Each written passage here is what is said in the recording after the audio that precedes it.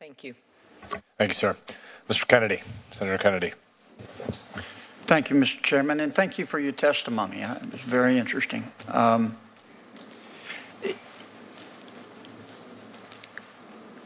understand the legal definition of unaccompanied child, UAC, but what ages are we talking about typically? Are these older children or younger children or medium? From what we apprehend at the border, the range is actually extremely wide, from a large group of maybe 12 to 17-year-olds, but we have very young children as well. How does a young child get across the border illegally? So this is where, when we look at trafficking in or coming with other individuals, that the family members, I think this comes to the point of certainly working with the Northern Triangle countries and the benefit that it would bring, because many of them arrive with. Are they alone? Are they accompanied by an adult? They are often accompanied. They are in groups that may have other adults in them, or often older children, though, still at times, that are maybe teenage. All right. What role, if any, do sanctuary cities play in this problem, so-called sanctuary cities? Anybody? I can't see your names here, so. I think one thing, from the ERO perspective and the civil immigration enforcement, obviously these individuals are involved in criminal activity. Right? We identify, the largest program that we have within ERO is our criminal alien program, where we go into jails and identify individuals who have been arrested for a state or local criminal violation. That is where we identify the lion's share of the gang members that we come in contact with outside of the HSI investigations. Having access to those jails, having access to the information on those individuals that are in those jails allows us to take the proper enforcement action against those. Let me interrupt you because I've only got 5 minutes.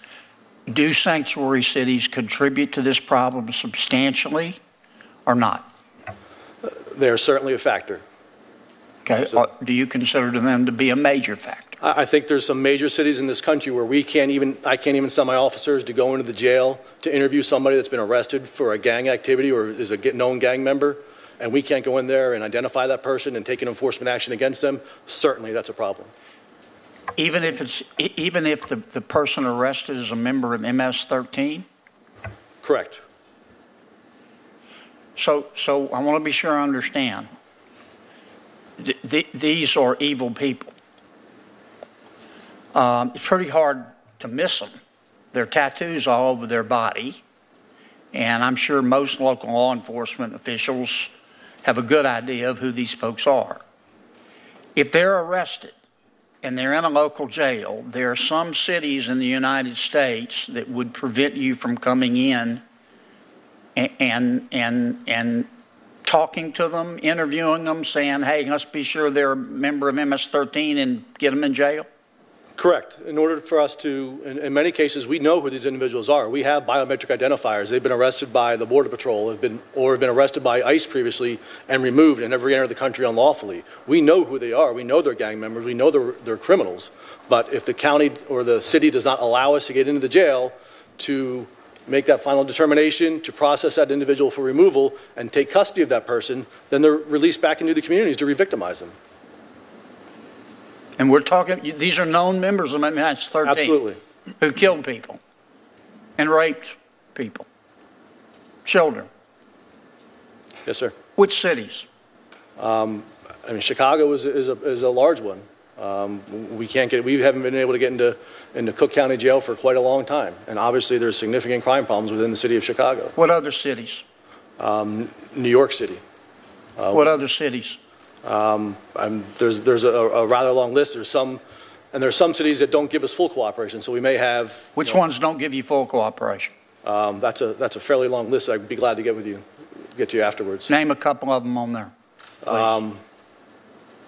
San Francisco. We can't get into that county. New Orleans? No, I think New Orleans we're able to get inside that jail, sir. I have to confirm that, but I think we are. Now, but I want to be sure I understand if anybody on the panel disagrees with this, okay? Because I understand Senator Franken's point. If you're in the country illegally, you're less likely to call 911, and that's a valid point. And you're less likely to want to be a witness against somebody committing a crime. But that's not what we're talking about here. I want to be sure I understand this. If you just give me 30 more seconds, Mr. Chairman. We're talking about a member of MS-13. And for the most part, everybody in law enforcement, state and local, knows they're a member of MS-13. And they know what MS-13 does. And they've been caught, and they're in a local jail. And we have cities that refuse to let you come in and talk to them and prosecute them.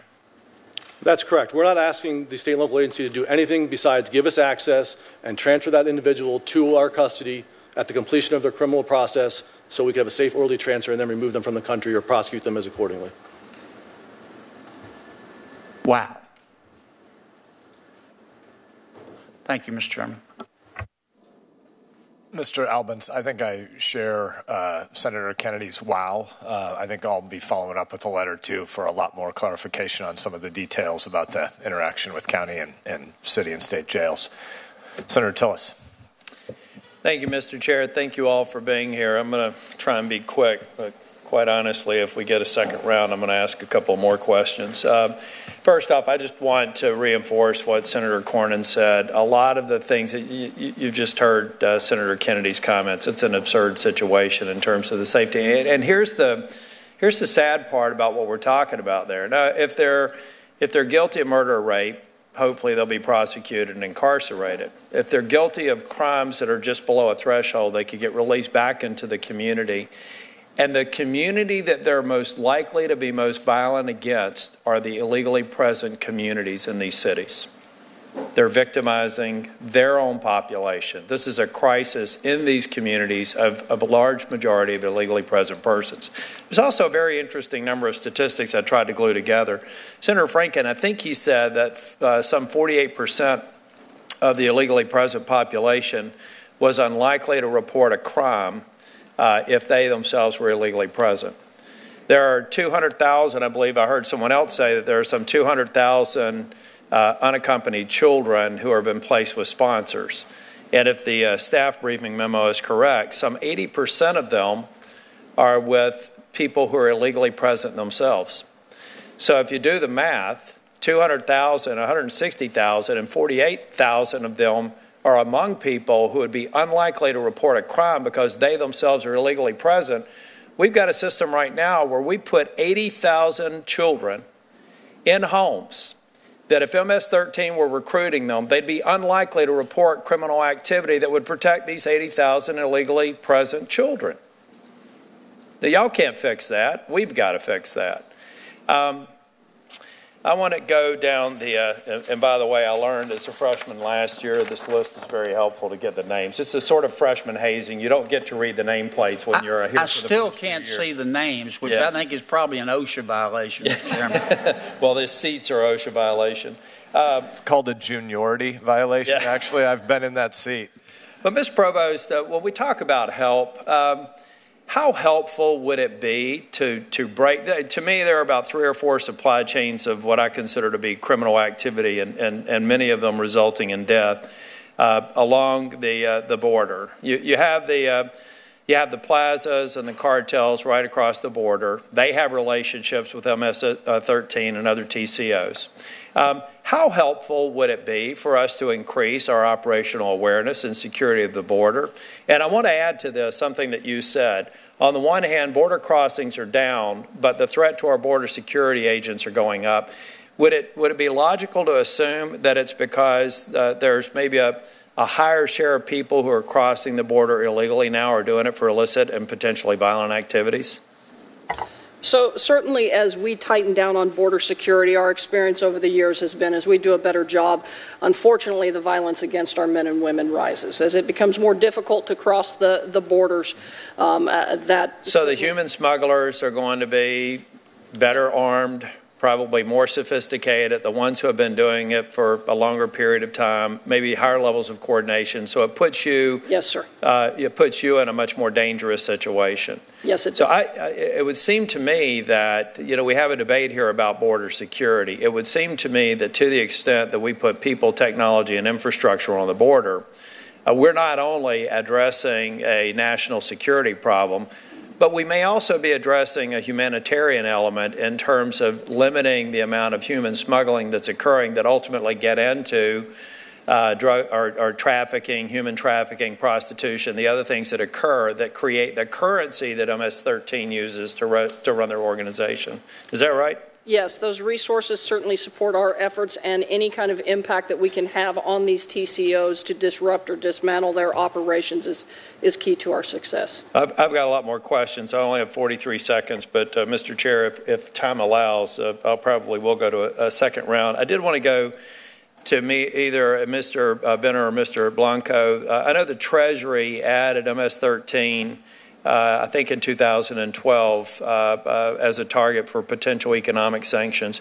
Have they worked, and what more should we look at to disrupt their flow? That's one question. And Mr. Benner, I would like for you to get to equitable sharing. I think you and Mr. Blanco may have mentioned how coordination with state and local law enforcement is critically important. For those who don't know what equitable sharing is, that's where state and local law enforcement are able to benefit from some of the asset forfeiture to fund operations that go beyond what they would normally do when they're cooperating with federal authorities. How important do you think that program is? Thank you, Senator. As far as equitable sharing, that's one of the most valuable tools that we have in federal law enforcement, is to support the resources that state and local communities actually dedicate to our task forces. It's important. Well, absolutely. And just to be clear, we only have 30 seconds. We rely on the state and local officers because they know the gang activity in their neighborhoods better than we do. And the ability for us to reimburse and support through our state and local overtime fund and through asset sharing is invaluable. Senator Whitehouse. Senator Cruz has asked me to yield my time, so I'm more than happy to do that. Thank you, Senator Whitehouse. Much appreciated. Thank you, Mr. Chairman. Thank you to each of the witnesses for being here. MS-13's motto is to kill, rape, and control. And just a few months ago, this horrific fact was driven home in my hometown of Houston, where in March, MS-13 gang members were charged with kidnapping 3 teenagers and murdering one in an apparent satanic ritual, according to news reports. After the girls were kidnapped and before the murder, the 3 girls were forcibly held in an apartment and drugged and repeatedly sexually assaulted. I want to ask each of you, this is not an isolated instance, but rather part of a larger problem. And so from a federal perspective, how bad is the MS-13 situation in the state of Texas? How big a threat is it, and what more do we need to do to protect against MS-13? Mr. Blanco? Senator, thank you for your question, and thank you so much for your leadership in this area. This is an important area for us. The threat is everywhere, not only in Texas. It's in every urban community, every rural community, everywhere in the United States. And that's why the Department of Justice, along with our colleagues at DHS and FBI and everyone else, are taking this very seriously. What you can do, Senator, I think we've talked a little bit about that today. You can help us take the fight to where it emanates from. Work with our overseas colleagues and make sure that those people never get here to the United States. And those people who are already here, so that we can either prosecute them here or send them back so they can be prosecuted in their own countries. I think we also need to take a look at the juvenile people now. Get them while they're young. Make sure that we have programs in place where we can let them understand how bad it is to be a member of the gang and the detriments of doing that as well, and so that people can be aware. Those are the 2 things, I think, Senator, that we can begin doing. Now, is it accurate that many of the MS-13 gang members who've been arrested over the last decades have been illegal aliens, came to this country illegally, and indeed a significant number of them came as unaccompanied minors? Senator, I don't have those specific statistics. Perhaps my colleagues do. But I can tell you this. It is a combination. You have MS-13 members who are U.S. citizens. But the command and control structure, as we understand it now, is in El Salvador. And you're seeing those individuals to come over here and lay down the law with their fellow MS-13 members and giving them instructions and guidance to be even more violent and to send even more money down to El Salvador to support the structure. So that's the answer to your question that I have. Ms. Provost, in your written testimony, you stated CBP has faced many challenges in recent years, including large-scale flows of foreign nationals from Central America and Mexico. MS-13 took full advantage of these flows of foreign nationals into the United States by hiding in these populations to enter our country. As a result, American citizens have died. Would you elaborate on that testimony, please? Well, certainly, and as I mentioned earlier with the numbers that we have coming through and specific to the state of Texas, across the border since 2012, we have apprehended approximately 5,000 individuals with gang affiliation of some sort, the majority of them being adults versus unaccompanied children, and approximately 3,000 of those have come through the state of Texas. But that makes sense with the amount of traffic that we've been having along the border, that being our highest traffic areas, as I know you know, Senator, are in Texas the last few years. So that is a concern for us. That is why we work very closely with our partners in ICE. We work on task forces with HSI and state and locals trying to address this issue, and it certainly is of great concern. Mr. Alberts, have any known MS-13 members who were illegal aliens been released into the United States in recent years? Yes. Once if they're UACs and come into our custody after the Border Patrol has made that apprehension, ICE has no authority to hold those individuals under the TVPRA. So by statute, we are required to turn those individuals over to ORR. So is it accurate there have been reports that the Obama administration released at least 16 known MS-13 members into the U.S. after picking them up at the border? Are those reports accurate? I've seen that intelligence report, yes, sir. So that is accurate? I believe it's accurate, yes. Well, has the Trump administration released any known MS-13 members? I couldn't answer that question. I don't have the information. Okay, well, I'm going to ask you to answer that question. This committee wants to know. The answer needs to be no. Well, and if you are releasing members, it needs to stop. Well, we don't release anybody any UACs. So anybody that's a UAC, we turn them directly over to the custody of HHS. So once they're in HHS custody, I can't speak to what happens to them. So I'm asking you to follow up with this committee in writing with an answer to that question. And I would also ask you to follow up in answer to Senator Kennedy's question. I would like to know specifically what cities, what sanctuary cities or otherwise, have released known MS-13 members. That's highly troubling, and I suspect other members of this committee will be very interested in that information as well. Absolutely. Thank you. Senator Whitehouse. Thank you, Chairman. Thank you all for your work. Let me ask a couple of questions of Mr. Blanco, if I may.